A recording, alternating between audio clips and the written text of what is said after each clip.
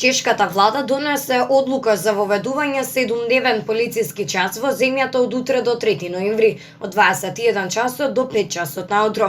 Според одлуката, дополнително ќе се ограничи работата на продавниците за малопродажба. Продавниците во малопродажба кои продолжуваат да работат според сегашните ограничувања мора да бидат затворени до 20 часот и во недела со исклучок на бензинските пумпи и аптеките.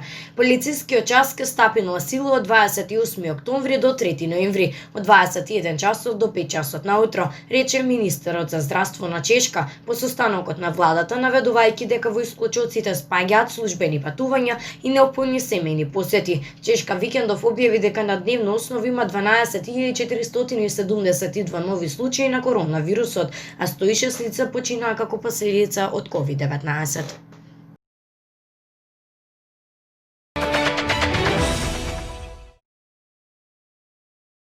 Не можеме да се предадеме, рече генералниот директор на СЗО, кој призна дека по неколкумесечната борба со коронавирусот, во кој почина 1,1 милиони луѓе ширум светот, постои одреден замор. Генералниот директор на Светската здравствена организација изјавата ја даде денот како шефот на кабинетот на американскиот претседател Доналд Трамп изјави дека САД нема да ја контролираат пандемијата на коронавирусот. Ева што ќе правиме, нема да ја контролираме пандемијата, ќе контролираме дали имаме вакцина, терапија и други средства за ублажување на болеста, изјави шефот на кабинетот на Трамп за CNN, додавајќи дека вирусот е заразен исто како и грипот.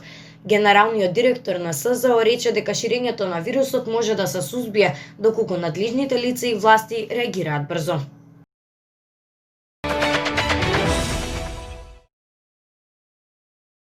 На Европа и треба некое сериозно забрзување во борбата против коронавирусот, но Светската здравствена организација е се уште оптимист и се надева дека европските земји нема да мора да влегуваат во национални блокади. Се уште се надеваме дека земјите нема да мора да влегуваат во така наречените национални блокади, рече Марија Ван Керков, технички директор на СЗО за COVID-19, на онлайн брифинг одговарајќи на прашање на растечкиот број на случаи во Европа.